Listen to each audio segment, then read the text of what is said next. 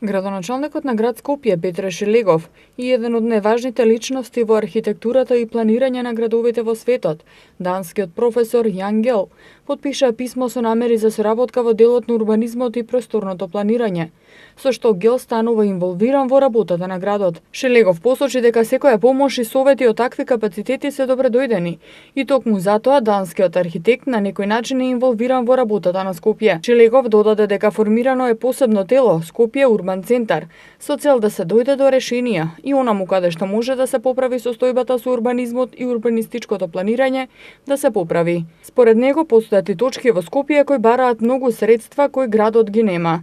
Идејата на се ова е да се спречи можното девење во урбанизмот во иднина. Формиравме едно и посебно тело Скопје Урбан центар со цел да дојдеме до решенија онаму каде што е можно да се поправи состојбата со урбанизмот и со урбанистичкото планирање, да ја направиме нашата околина похумана за живење. За жал, има неколку точки и поенти во Скопје каде што, да речам, изискуваат премногу материјални средства кои што нити нашиот град, нити нашата држава ги има за да може да се рехуманизира состојбата.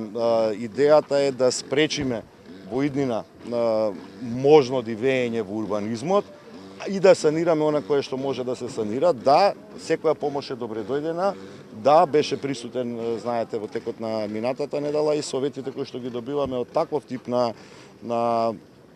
капацитети во рамки на во светски рамки се добре дојдени за помошта во градот. Професорот Јан Гел од Данска во моментов е еден од најважните личности во архитектурата и планирање на градовите во светот. Тој бил и советник на градоначалниците на градовите како Њујорк, Мелбурн и Москва, а покажал и голем интерес за Скопје. Целата приказна се сведува на тоа како градот Скопје да го направиме град за луѓе, што е потикнато од неговата книга што се вика Градови за луѓе. Гел работи на една проблематика дека планирањето на градовите, организирањето и квалитетот на живот треба да се сведува на човекот.